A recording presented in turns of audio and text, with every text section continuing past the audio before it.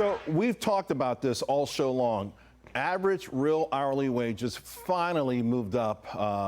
This is real wages after inflation, after more than 2 years of decline. Some of them were massive declines. But here's the thing.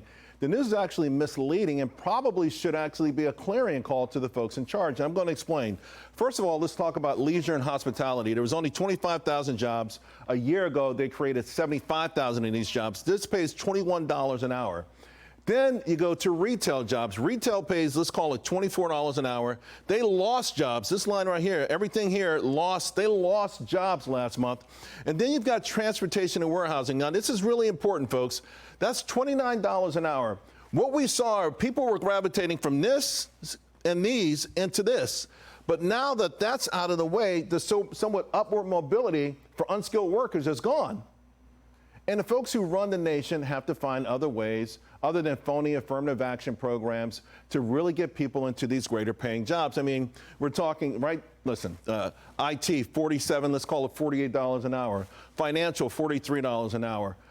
Professional, $40 an hour. Construction, $36 an hour. Those jobs are gaining every month. The wages are phenomenal, but the clock is ticking, right? And this is the real scary part, because the first story I read this morning was about a sharp decline in job openings for fast food workers. So these are your fast food workers here, coming down a lot. Again, they're the lowest paying jobs out there, but where do these people go? Where do they go? The second story I read this morning was about Chipotle and their new robot. I'm pretty sure you've heard about this new robot right now that's making a guacamole. All right, it cuts, it cores, it peels all these avocados, and then the staff mashes them by hand. By the way, though, future versions of this robot will be able to learn and elevate the quality, evaluate rather the quality of avocados, and something tells me they'll also do the mashing as well. So Chipotle is also working on a robot named Chippy, and Chippy's going to make tortilla chips. So you got the chip maker, the guacamole maker. There's no room for a worker. Real wages are looking better, and soon they will look amazing, the average. But the caveat will be, what happens to those 32 million Americans that are going to be out of a job?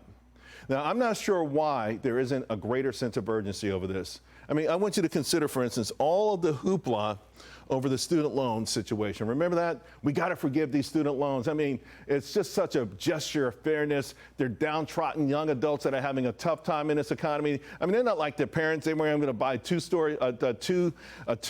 two-bedroom home with modern appliances and all of that kind of stuff.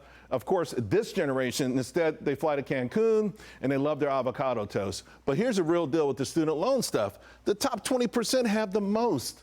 They don't need to be bailed out, right? They're not going to stop spending money, right? This is a $400 billion giveaway to the most elitist folks out there. So my suggestion is somehow we refocus and find a way to retrain these workers, because these robots are coming. Corporate America is going to keep bringing in the guacamole makers, the chip makers, and whatever else you may be doing at this very moment. So it's an SOS, it's a clarion call. These folks need help.